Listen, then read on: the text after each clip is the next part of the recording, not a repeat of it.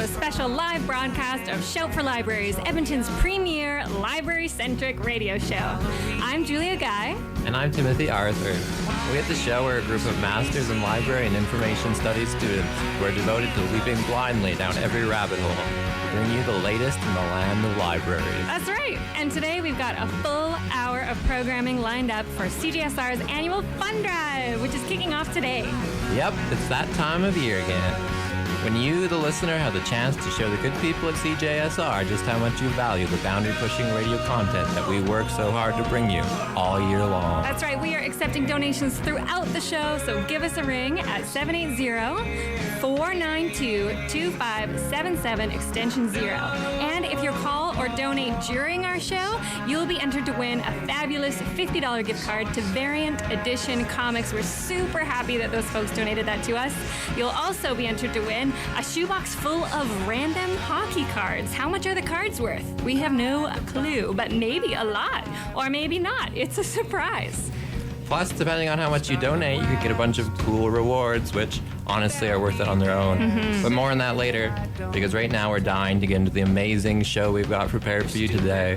You may have guessed it by our opening song, When I Write My Thesis by John K. Sampson, but our theme for today is weird research and interesting research. So let's dive right in. And first up, we have a segment by Shout's Joel Bleckinger, who is here with us at CJSR headquarters running the board for our live episode. Earlier this week, Joel had the chance to reflect on his journey down one particular research rabbit hole into the land of the dead. You've tuned in, so let's check it out.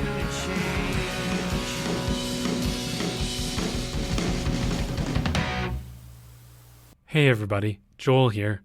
For this episode's theme of weird research, I thought I would take you down a specific research rabbit hole that I've fallen into over the past half year. The Grateful Dead collection in the Internet Archive's Live Music Archive. As an aspiring rock music fan in my teens, a proto-beardo, we might say, I spent countless hours scrolling BobDylan.com and Eyolf Ostrom's indispensable DylanChords.info as I learned Bob Dylan's songbook and, crucially, the canonical narratives of both his career and studio discography. The early 60s folk singer-songwriter albums of finger-pointin' songs turned towards high imagism and surreal free associative poetry. The famous electric turn at Newport 1965, the 1966 motorcycle accident, the country turn in 1969, the Christian turn of the late 70s. The career naders and zeniths could all be traced in that monumental, generation-defining studio discography. The default mode of the 20th century rock nerd, which I imitated, was not only to obsessively learn an artist or group's discography, but to learn that discography's arc, and then to put that arc in conversation with other canonical discographic arcs. A pet book idea of mine, for example, involves surveying the discographies of boomer icons, Joni Mitchell, Neil Young, Bob Dylan, Leonard Cohen, etc., in the 80s, as they were forced to contend with MTV and a new generation of pop stars, and made some of their worst music, most interesting narrative career choices. For me, one of the singular joys of getting into the Grateful Dead's music over the past half year has been in rethinking the tyranny of the studio discography, because for the vast majority of their fans, the studio discography, outside of a few unanimously agreed upon early 70s classics, is a secondary concern to their vast live recorded corpus.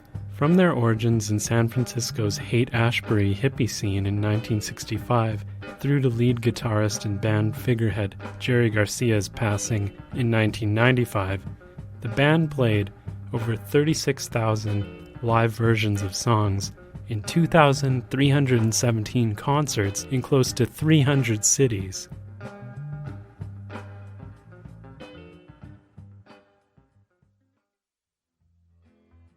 Okay, let's do a little background here. From early on, a distinct subculture formed around the Grateful Dead, known as the famous or infamous Deadheads, that began taping their live shows and developed sophisticated, often quite hierarchical, tape trading networks. usually traded through the mail, to disseminate new tapes. Live taping was, in the early days, a labor-intensive process. As David A. Wallace notes in Co-Creation of the Grateful Dead Sound Archive, early tapers, quote, developed and refined methods to smuggle their gear into venues and elude event security. And they also had to have access to, quote, a good tape deck and quality microphones, a microphone stand, tapes, batteries, and cables, then getting tickets, and, once successfully inside, locating and setting up in a prime spot sound-wise, then monitoring recording levels and equipment to capture the best possible recordings. Justification for live Dead bootlegging usually cites comments made by Jerry Garcia himself in 1975, as quoted in Blair Jackson's Garcia, An American Life. Quote, I think taping is okay, Garcia said in 1975. If people like it, they can certainly keep doing it. I don't have any desire to control people as to what they're doing and what they have. There's something to be said for being able to record an experience you've liked, or being able to obtain a recording of it.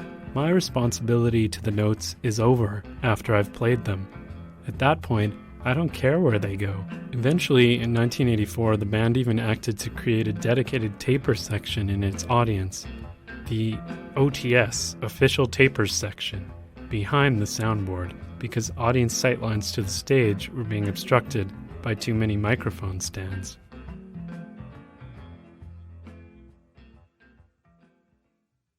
Created on March 27, 2004, the Internet Archive's Live Music Archive Grateful Dead collection is the natural successor to the Dead's obsessive tape trading community. 13,852 recordings are housed in the collection, from 2 in 1965 to 915 in 1990. And this sheer volume of recorded shows, according to Wallace, quote, has made the Dead the most recorded and traded act in music history. Now, the close listener may note that this 13,852 recording total is about 11,500 more recordings than the Dead played as shows. This enormous discrepancy in counts can be explained with reference to recording sources. The hallowed 5/8/1977, May 8th, 1977 at Cornell University's Barton Hall, which in some circles is thought to be the greatest Dead show in history, though of course this is a subject of fierce debate within Deadheaddom, is represented in the collection in at least 21 different versions. Recordings are classified in the collection, as they were with actual tapes, as SBDs, recordings taped by plugging in directly to the show's soundboard, the most famous SBDs being the hallowed Betty boards, made by Betty Cantor Jackson, a live audio engineer for the band from 1968 to 1981, AUDs, recordings made in the audience with microphones, and matrices, or matrices, which are artfully combined composites of the two. A matrix may be made, for example, to add clear SBD audio into an AUD, while retaining some of the live feel of the crowd reacting to parts of the set. Yeah, man. The 13,852 recordings in the collection reflect the sheer variety of approaches taken to recording and processing audio. Whether that's in the different recordings altogether, different transfers taken from the same tape, or different matrix combinations of different recording sources to find that perfect mix, that chef's kiss of audio. One of the funniest or strangest artifacts in the collection to me is known as Tuning 77, an audio art project by artist Michael David Murphy, which he describes as, quote, a seamless audio supercut of an entire year of the Grateful Dead tuning their instruments live on stage. Chronologically sequenced, this remix incorporates every publicly available recording from 1977, examining the divide between audience expectation and performance anxiety. Here's a little of Tuning 77 for you.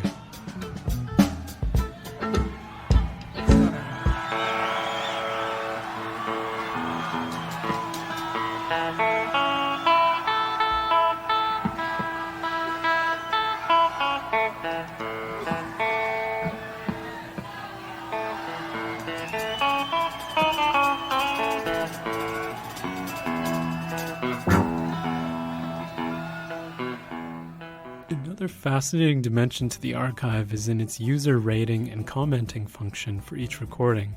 Acid-addled deadheads, or posters posing as them, will surface on a show's page, sharing memories of attending the show in question, slagging the show in favor of some other one that you've never listened to, or ranting about how a show was a complete hoax perpetrated through the joint efforts of the U.S. Department of Defense and the CIA.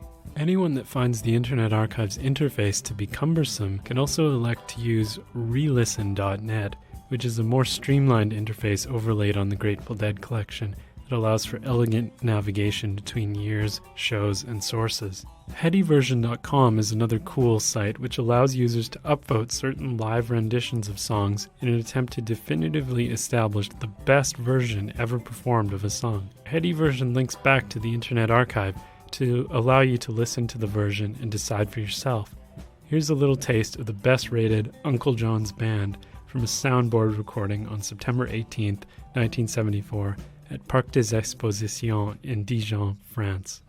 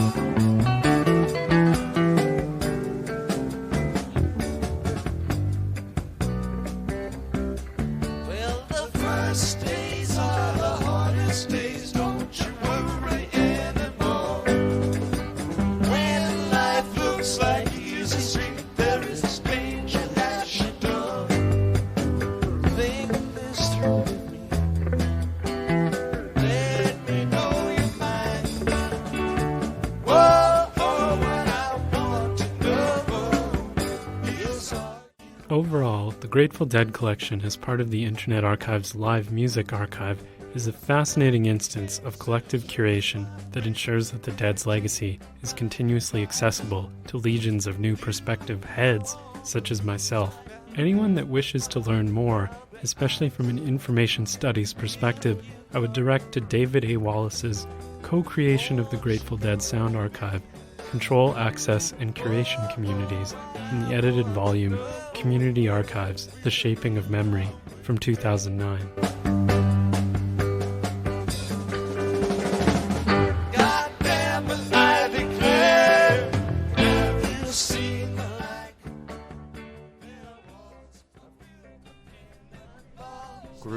Groovy research, man. Soup's groovy research. If you want to check that archive out, search up the Grateful Dead collection at the Internet Archive's Live Music Archive. If you are just tuning in, we are Shout for Libraries, and this is our FunDrive special. FunDrive is the biggest fundraising event of the year here at CJSR, and we're collecting donations right now. So give us a ring at 780-492-2577, extension 0. Volunteers are standing by to take your call. That's right, and we just got some super exciting news that the FunDrive total has reached over $5,000 so far, so that's amazing. And CJSR has some amazing swag giveaways for donors this year. For $30, you could receive a Friends of CJSR card with loads of amazing deals. You'll easily earn that $30 back in savings for sure. Mm-hmm. And check out the CJSR website for more levels of swag that you could get. And while you are getting your finances in order so you can give CJSR all of your money, why don't you listen to the first part of my interview with Robyn Stobbs? I had the chance to interview Robyn on Wednesday about her research into information behavior, exchange, and phenomenon in tabletop board gaming. So have a listen.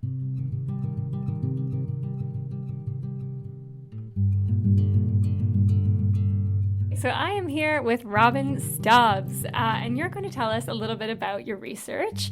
But first, why don't you just give us an introduction to who you are and what your background is? Hi, Julia. Hi. I am currently an interdisciplinary PhD student in the departments of Human Ecology and Library and Information Studies here at the University of Alberta. maybe some of our listeners don't know, but when you enter into the Master's in Library and Information Studies, you can kind of have any background. So you end up with some pretty eclectic backgrounds and interests, which is great. And so what are your research interests exactly? I am broadly interested in how people engage with different fictional worlds. So whether that's reading, playing games, etc. But specifically with my current research project, I am working with tabletop role-playing gamers and how they engage with and create worlds, both in the moment and then kind of in a broader picture of what their worlds look like. That's very, very cool. So probably the most famous one is D&D. Are there other fictional worlds as well that you're interested in? Oh yes, so for my project, I'm interested in whatever world people want to be playing their game in that they want to talk to me about. At the moment, may have one D&D group, but my other groups actually haven't been playing Dungeons and Dragons. Oh, okay. So do you kind of compare different games and different methods that people use as well in your research? Yeah, so what I'm really interested in is the sort of small in-the-moment interactions with the world. So the ways people talk about the world, maybe negotiate the rules or make a joke in the moment, and how those things kind of build up and get carried throughout play. As well as then thinking about, well, they've talked about the world this way when they're playing, but then there's that overall picture of how the world works or what the goals are for gameplay, and those might come out or be displayed in different ways when you're actually observing games in the moment than if you talk to someone afterwards in an interview. So I'm trying to build a bigger picture of how those things work. Where did this come from, this curiosity you had about this? Well, when I did my master's research, I worked with fiction readers, and I was interested in the types of information they found and used and what they got out of reading fiction. So that was where I kind of started in with research. And then as I finished my master's degree, I actually started playing Dungeons and Dragons and got a different sense of a whole other way to engage with the world where people are actually role-playing within the world and creating whole worlds to play within, and I thought that would be a really interesting thing to look at, and there's a real social aspect of that to kind of examine. That's been a lot of fun. And part of what I'm hoping to look at that's been really interesting so far too is with groups, and as they're playing, how the rules shape the world, but then how they then negotiate the rules and negotiate the world, and in some cases they're changing it specifically to make the elements of a story work or to make play more interesting, and in other cases they're saying the rules have to be the particular way the rules are. So there's those little bits are part of what I'm really interested in kind of teasing out, and just how people are able to kind of use information and engage to create a whole space and a whole world that they can act within but can't typically actually see, but they're all able to agree upon that space together. So your background, as you mentioned, is in library and information studies. How do you tie in kind of your library and information background with this research? So part of what I am hoping to look at is, because my other department I'm in has a material culture stream and the idea of studying objects. So I'm interested in how information is used to build and create fictional objects, or how people are able to bridge between that fictional world and the actual world and the different information objects and pieces they use as a part of that process.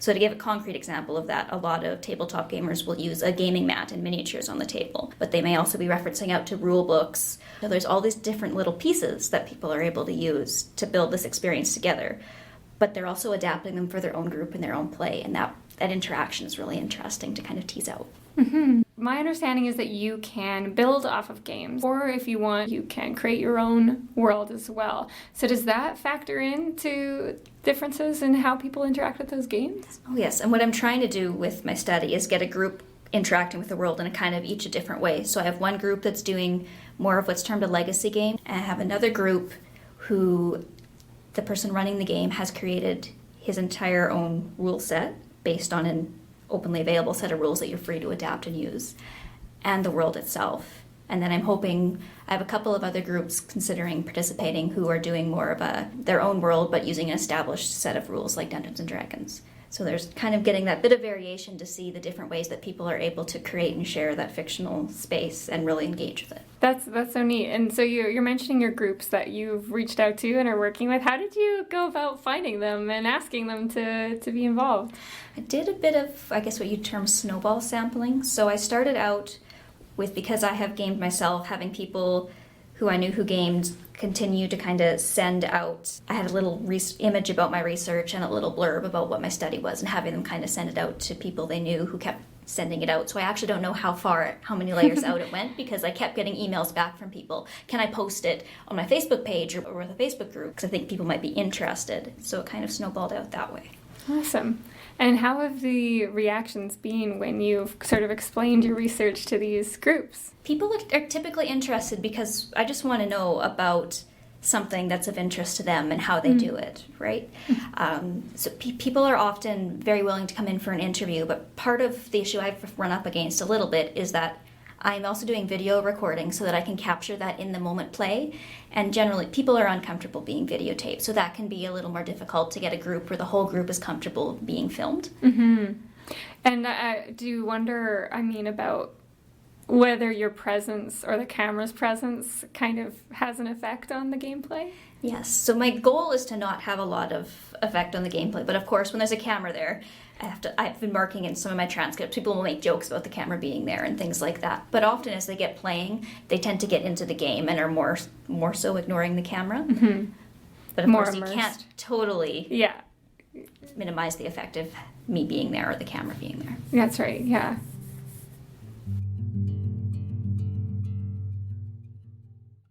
We'll be right back with the rest of that interview, but we needed to take a break from that nerdy goodness to remind you that this is FunDrive. Mm-hmm. We're raising money for our beloved CJSR today on Shout for Libraries, and we would love so much to have you call in with your donations to 780-492-2577, extension 0.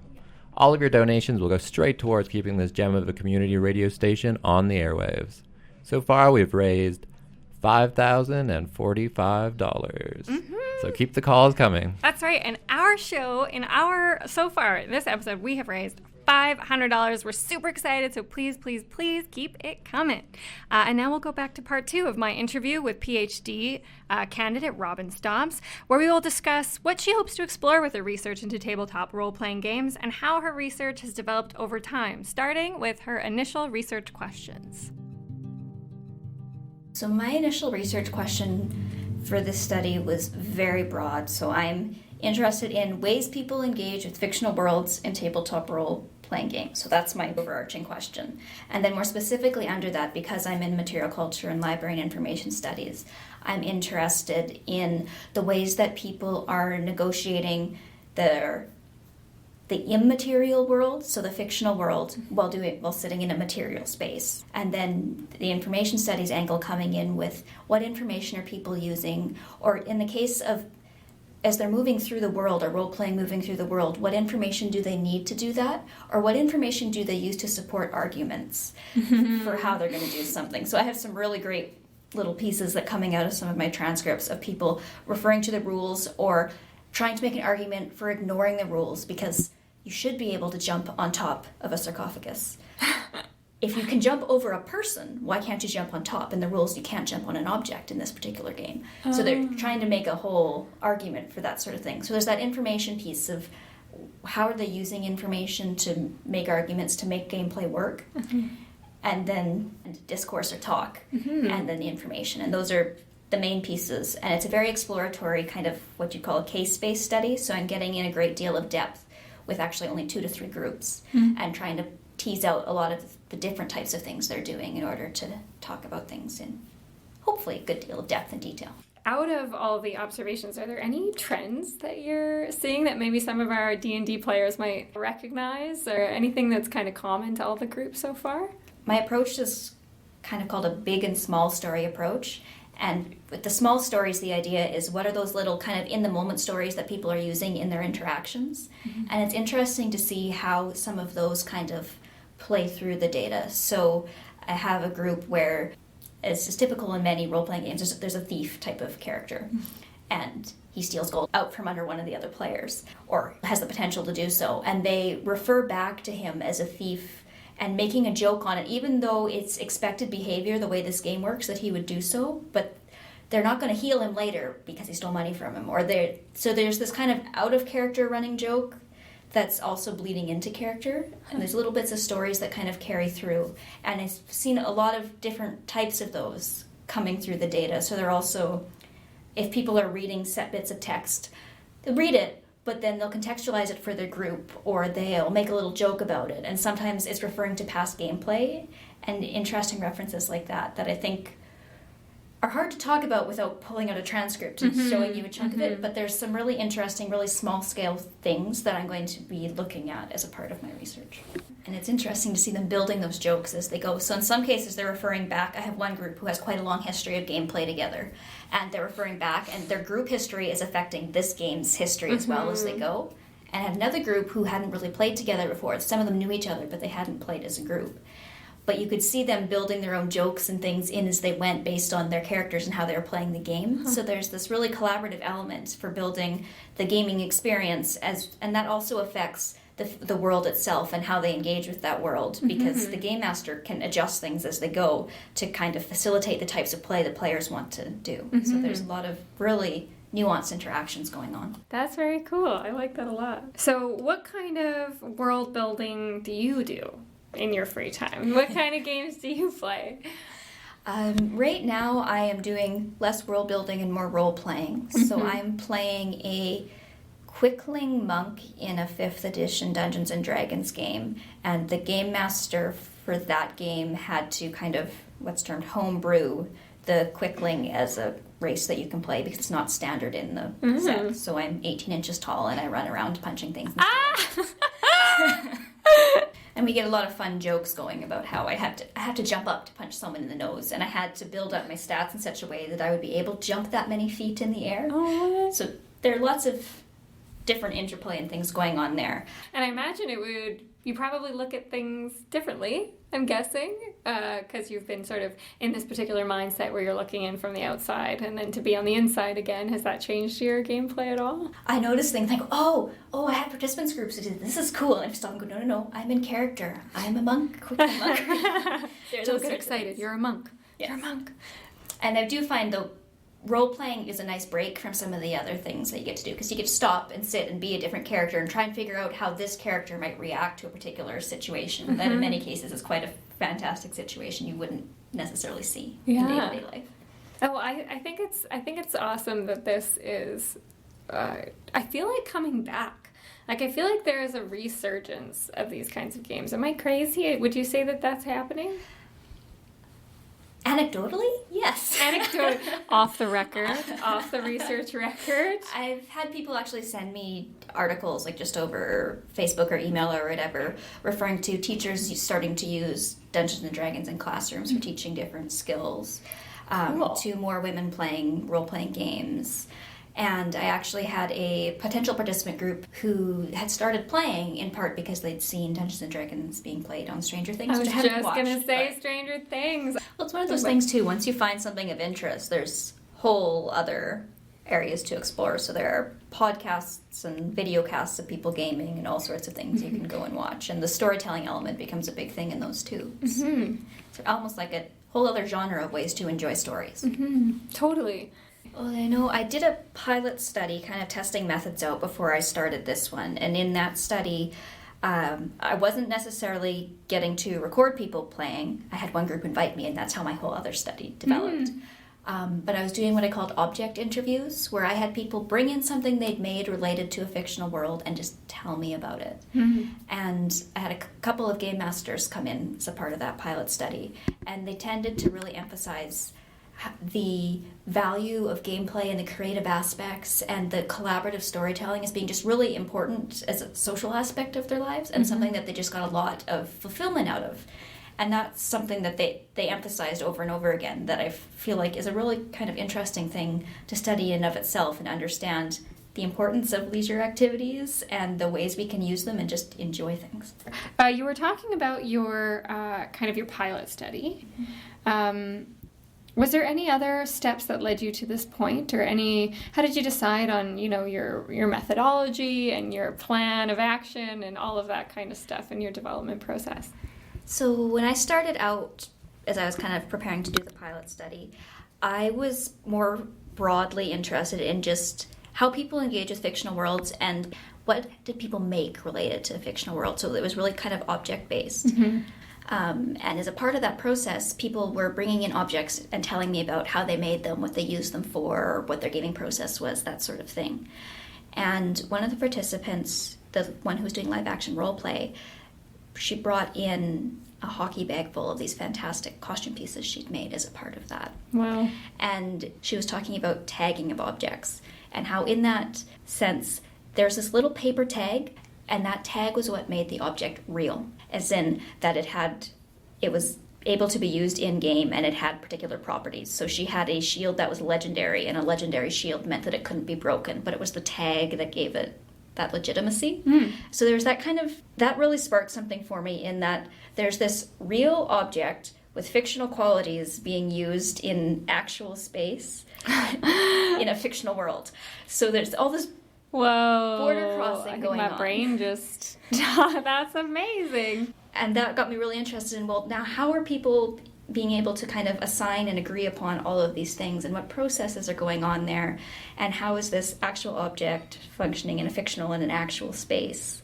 And that kind of shifted my study to have the sort of, I need to record people while they're playing so that I can see how they're actually able to do these things, as well as have that understanding of the rules and the world and how they've designed their world and what they're doing with it. Yeah. There's lots of interesting layers going on. Well, thank you so much. Thank you for letting me come and talk about my research. It's always lovely to get to talk about it. Thank you. I gotta find some D&D. This is now an ad. Please let me play D&D with you. Awesome. Well, thank you so much. Thanks so much to Robyn Stobbs, interdisciplinary PhD student by day and tiny, badass, quickling monk by night, for taking the time to talk to me about her very, very cool research. And that's the theme for today's episode of Shout for Libraries, weird and unique research. That's right, this is not your grandma's research. No, ma'am. We knew we had to pull out all the stops because it's what? FunDrive! And I wanted to take a moment to thank our amazing food sponsors today, the local Omnivore and Pink Gorilla Pizza, and for our whole FunDrive sponsor, Earth General Store. We are so appreciative to have your tasty, tasty food and coffee fueling the FunDrive, so thank you so much. Yeah, thank you indeed. And also, if you donate, during the show, you'll be entered to win a prize that we wrangled up in the form of a $50 gift card for Variant Edition Comics. Mm-hmm. So thank you, Variant Edition Comics. And a random shoebox full of hockey cards that our own Hong Yi Gong donated to the show. So thank you, Hong Yi. That's right. Life and is speaking, like a box of hockey cards. Random hockey cards. You never know what you're going to get. And speaking of Hong Yi, she's responsible not only for this box of mystery hockey cards, but also for our next segment. So let's get weird.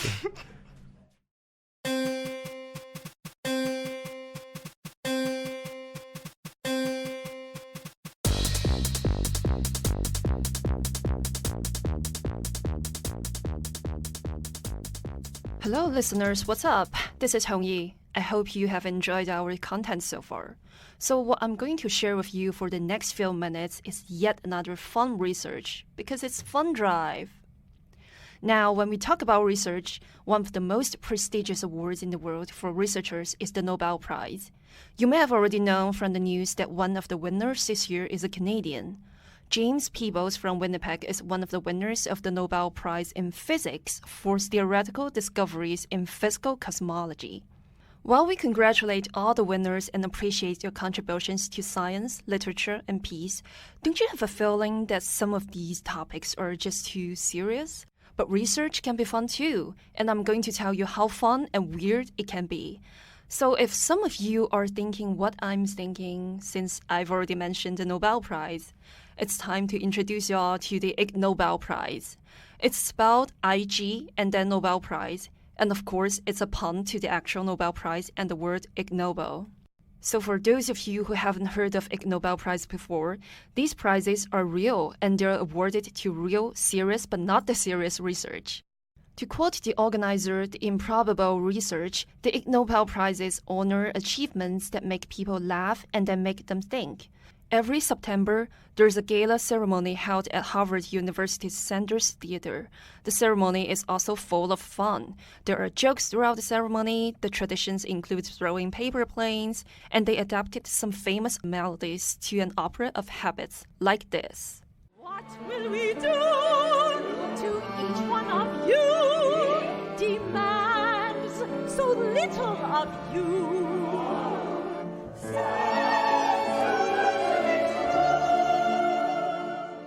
Yup, it's that interesting. And the coolest part, the awards are presented by real Nobel laureates in the past years. So if you're interested, go check out the complete video recording of the ceremony. The title is the 29th First Annual Ig Nobel Prize Ceremony. And you can find it on YouTube if you just search Improbable Research for their channel. Now, let's take a look at what types of research they honor. There are 10 categories of awards, usually including the categories of the actual Nobel Prize: medicine, chemistry, physics, economics, literature, and peace. The rest of the categories seem to vary from year to year. For the 2019 Ig Nobel Prize, there's no award for literature, but they have awards for medical education, biology, engineering, anatomy, and psychology. Let's look at the Medicine Prize, which I found very interesting. The Medicine Prize is awarded to Silvano Gallas from Italy for collecting evidence that pizza might protect against illness and death if the pizza is made and eaten in Italy. Wow, my first reaction is, how could it be real? Is this just another Italian being proud of their food? But nope, big no. So just look at these publications written by Dr. Gallas and his co-researchers. 1. Does pizza protect against cancer?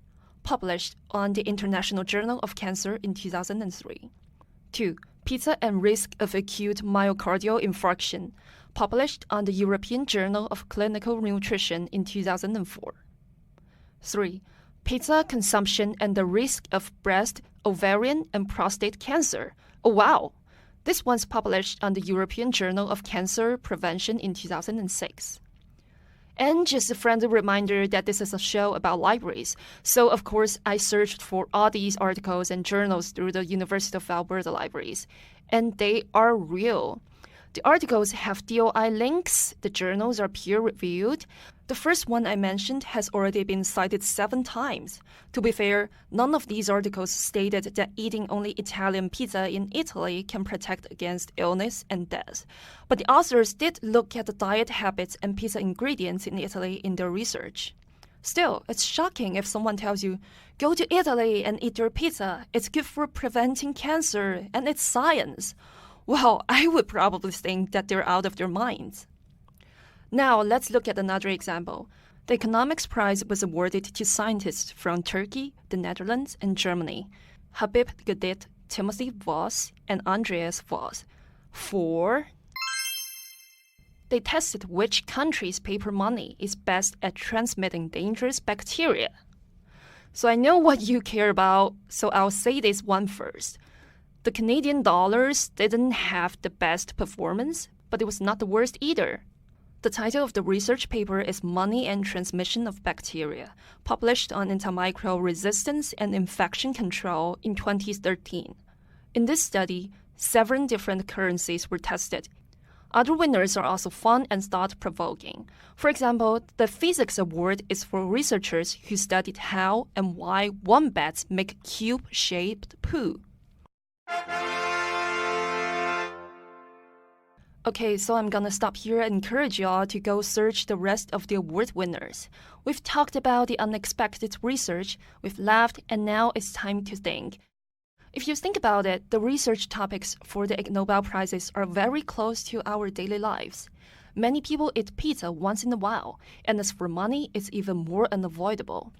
So why would some people discover something more out of these daily activities? Well, I guess one important factor is curiosity. If you could just take some time and recall your childhood self, were you more curious than you are now? It's important for every one of us to remain curious. So just imagine the process of having a question and then going for the answer as treasure hunting. And when you are standing at the crossroad, libraries can be your map and guide. We librarians love doing weird research, and we love helping with your research more. And it doesn't have to be a Nobel Prize winner equivalent question. So to everyone who's listening to our show right now, I would say don't be afraid of asking questions, no matter how silly they sound. Go to a library if you are unsure or if you need help, and bring your kids to the library as well if you're a parent. We're always here for you, and we're more than happy to contribute to the next potential big breakthrough. Yay! Yay! So true. What a good show for libraries. Shout out to libraries. Yeah, and librarians do get bored of telling you people where the stapler is, so bring them your weird research. Weirder the better, I say. I also just love any research that proves to me what I already know, which is that pizza is very good for me. Mm-hmm. And before we get into more cool, weird research, we should probably mention that it's FunDrive! So give us a call to donate to CJSR at 780-492-2577, extension 0. Right now, we are at, for our show total, $580 in donations, so please keep them on coming. We love CJSR, and I know you do too, so give us a call and give us your money. And if you're just joining us for FunDrive, we're exploring weird and unusual research on Shout for Libraries. That's right. And speaking of some cool research, have you ever wondered what makes mites tick? Do you mean what makes ticks mites? That too! Well, have we got the segment for you. Here is Shout's Belinda Ongaro interviewing a professor here at U of A about her research into the exciting world of feather mites. Hello, Shout for Libraries listeners. I'm Belinda here with U of A's own Dr. Heather Proctor to chat about some creepy crawlers in the spirit of Halloween. Dr. Proctor's main research areas comprises the ecology, evolution, systematics, and behaviors of mites. She's here today to tell us a little about her research on feather mites and the nature of their relationship with the birds they inhabit.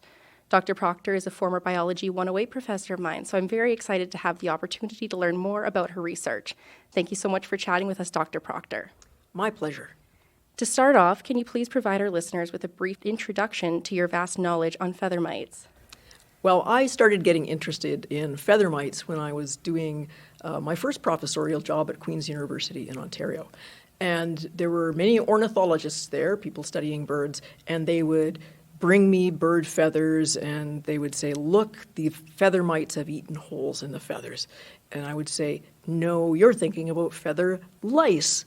And I said that a lot of times. I'm going, oh, feather mites, they aren't really that bad.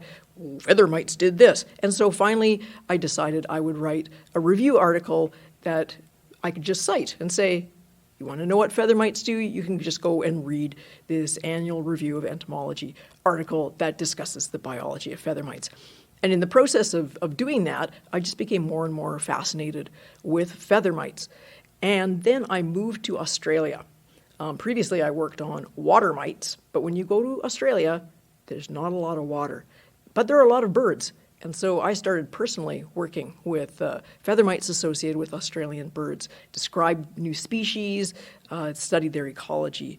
And then when I came back to Alberta, I just continued working on the amazing interactions that feather mites have with their hosts. For those of us who aren't quite familiar with what mites are, can you just give a quick explanation? Yes, we must disambiguate mites and mice. So mice are mammals and mites are little arachnids. And mites are not lice because lice are insects. So feather mites have 8 legs, like other arachnids do, and they've got chelicerae for their mouth parts, and they're related to spiders and scorpions. Wonderful. Thanks for the clarification on that. And they're very, very, very, very tiny. Now, what kind of resources have you relied upon in your research? Well, of course, as a field ecologist in part, I rely on going outside and collecting things. But one of the most important resources that any researcher can have is access to previous publications, both the hot off the press things on Science or Nature of the day, or really, really old things from the 1800s or earlier. And of course, we go to libraries to find these things. Or now in the modern days, we sit comfortably in our offices and press buttons, and the library sends electronic copies of things to us. So I've relied very heavily, especially on the University of Alberta's spectacular collection of journals. They subscribe to any journal that you would be interested in, much better than other universities I've been in. But they also have a very large repository of actual physical books, ones that haven't been scanned and turned into electronic resources that can be easily requested, and an army of information scientists of the librarian kind who will, if they can't find the book that you're after in the U of A libraries, they will search it out around the world and get it to you. And I understand you've contributed to some publications as well. Are those accessible through the library? Yes, in a variety of formats. So the most obvious ones would be my own research publications published in journals. If a library subscribes to that journal, then you have electronic access to those things. And also at the University of Alberta, we have something called ERA, which is a repository for different types of research materials, including student theses. So even if your student decides they want to become a rock star instead of a scientist and they never publish their work, as long as they've written their thesis, then it is electronically available through U of A libraries. Can you tell us a little bit about some of your recent research publications? Well, one of the publications that has got a little bit of press is about the diets of feather mites. So feather mites are mites that live on the wing feathers or in the downy feathers of birds, and most of them will live in the little channels between the barbs of the feathers. And although ornithologists tend to view these as parasites, as I suggested before, most bird mite people, of which there are at least 5 in the world, consider them to be more like friendly, non-threatening co-travelers. And so what I and my colleagues, mostly in Spain, did was we both looked at the gut contents of feather mites that I had collected over the years from around the world and put on slides. And my student Arnica was the most important person to do this. And we just cataloged what we saw in the guts of feather mites. If they were parasites, then they should have little bits of feathers or bird blood in them. But if they were harmless commensals, which means just living on something and not doing it harm nor benefiting it, then they should have none of those materials. What we found was that much of the feather mite gut contents consisted of fungi, hyphae and spores of fungi.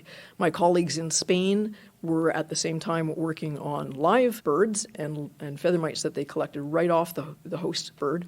And they were using what's called a metabarcoding approach to try and molecularly determine the gut contents. They can only do this with a fairly small number of birds and mite species because it's pretty expensive and complicated.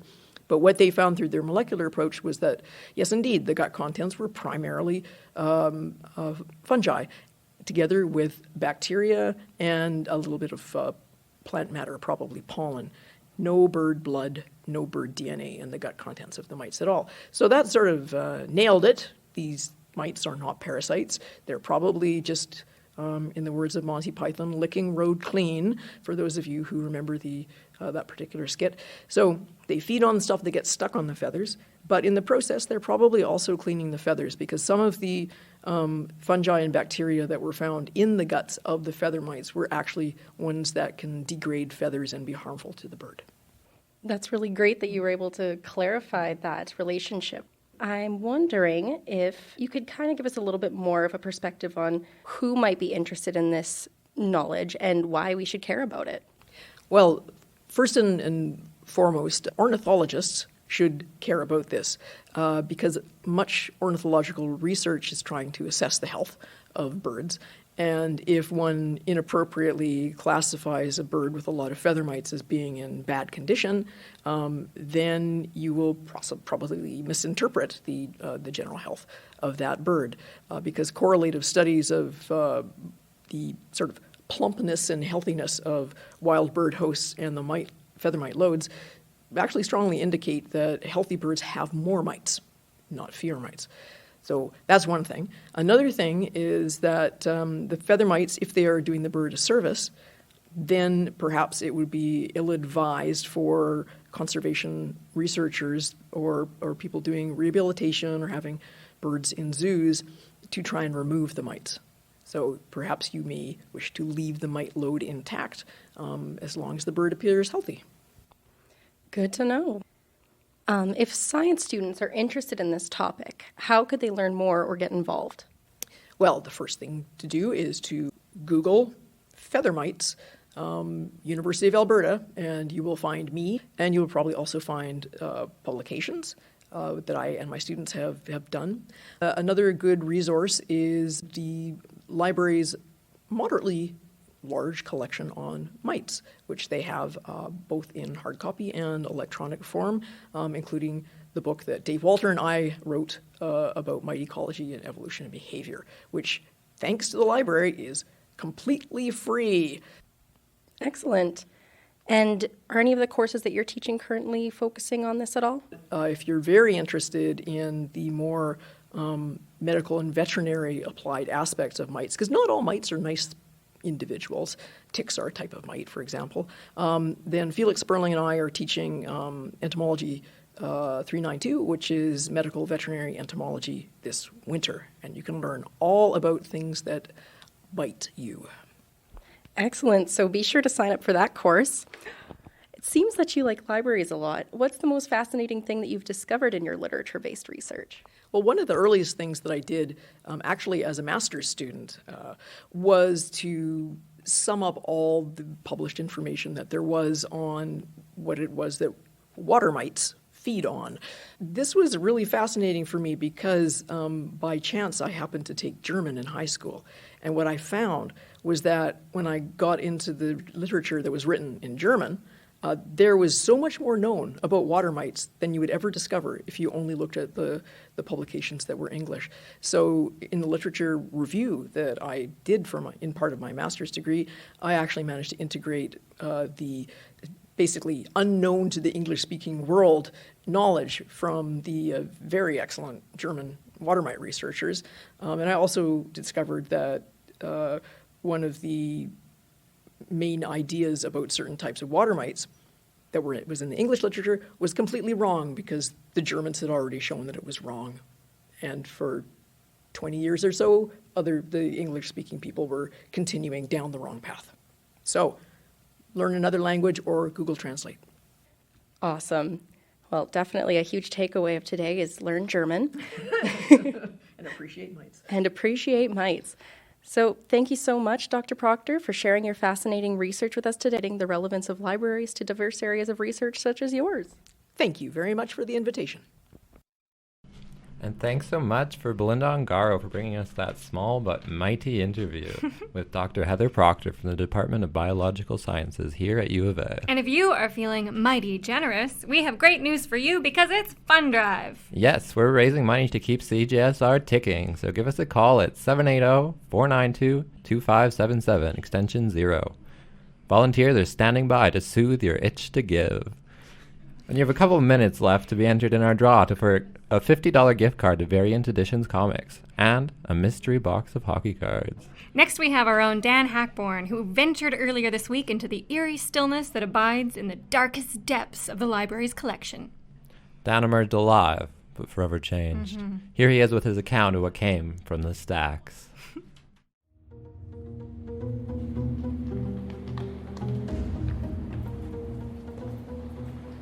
Hi, thanks for joining me on my search for the cool, the unique, and the unusual items present within library collections. When it comes to libraries, a question that comes up a lot might be, what's he building in there? Or rather, what is going on in there? Both within a librarianship program and within society at large, it's common to hear the idea that libraries are changing or are situated within a changing culture. Speaking in the language of clickbait, do people even read books anymore? Are libraries, insofar as they are often perceived to be book warehouses, obsolete? Given all of that, the original Rutherford building appears to be a fossil, preserved in the amber of the more recent additions. Standing in the atrium, the flow of people clearly moves directly through the building and into the newer half. But if you head south, past the old stone facade and into a space filled with empty glass display cases, that's where you'll find the Bruce Peale Special Collections. Downwards, past flights of stone stairs that have literally been worn down by generations of feet, there lies an unassuming door in the basement.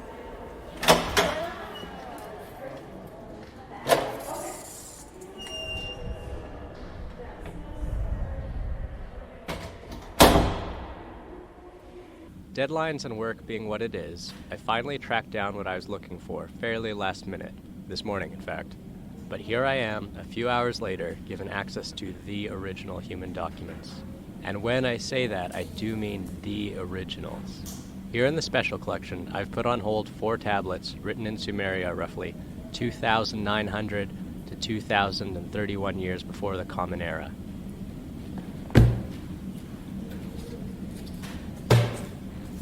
The first thing that strikes you is how tiny the tablets are. When we hear tablet, we might think of something like Charlton Heston's 10 Commandments, but these tablets, while housed in something the size of a thick CD jewel case, are themselves the size of a flash drive.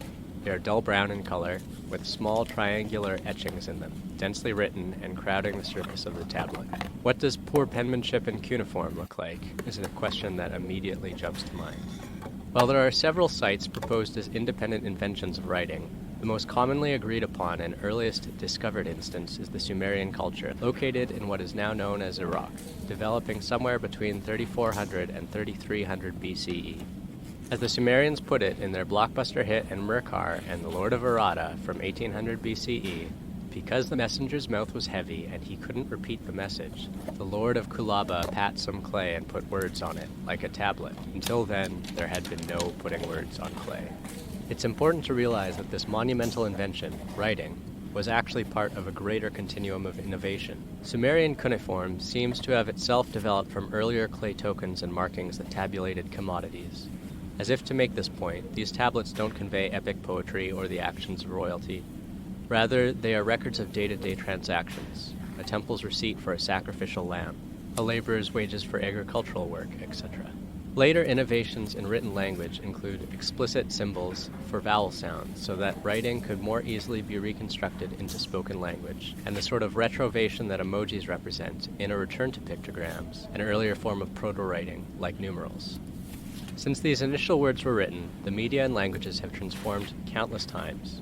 We've had papyrus scrolls in Egypt, bound books made from bamboo and paper in China, indigenous codices in Mesoamerica, parchments made from animal skins, wax tablets, manuscripts copied by hand, the revolution that accompanied the widespread adoption of the printing press, the evolution of media beyond text in the 19th century, including braille, sound recording, and both static and moving film, and leading to our present digital moment, where we find ourselves surrounded not only by digitized information, but in specific and varied forms, like Web 2.0 or e-readers. And throughout it all, we have meta-commentary, texts written about the texts themselves. Accompanying these tablets are papers marked up with translator's notes, recreating the tablet's meaning for us here in the present day. That's because libraries are not only for storing information, but also for making it accessible to a community. Information may change containers, and as the digital revolution continues, libraries will change, sure, incorporating that digital information into their infrastructure. The purpose, however, remains the same, and in fact, keeping the technological continuum accessible is also important. A library is a place where, as much as practically possible, able to read a peer-reviewed academic paper published today, or a receipt created 5,000 years ago. Wow, so cool! It's amazing what you can find at the library's fat stuff. Imagine how much fatter they'd be if everything was still on clay tablets, The am fattest. I right? Yeah. The fattest. You're listening to Shout for Library's FunDrive episode. And speaking of you, let's see if you won our draw. That's right. I am drawing a name here for the winner of the $50 Variant Editions comic gift card and a random box of potentially priceless hockey cards. The winner is Will Gluck. Thank you so much, Will Gluck. Yay! That's so great. Thanks so much for donating. We will be in touch right after the show to tell you how you get your prize. Thanks so much to Brandon and Danica from Variant Editions for donating that sick prize to us. This has been Shout for Library's special on Weird Research. And a special thanks to all of our guests this week, including Robyn Stobbs and Dr. Heather Proctor, and for all our team members' contributions, including the amazing Emily Villanueva, who is working hard behind the scenes at Shouts all the time. Yeah, and playing us out here is one more song about research. So this is Husker Du with the song Books About UFOs. Thanks for listening, and don't forget to check it out.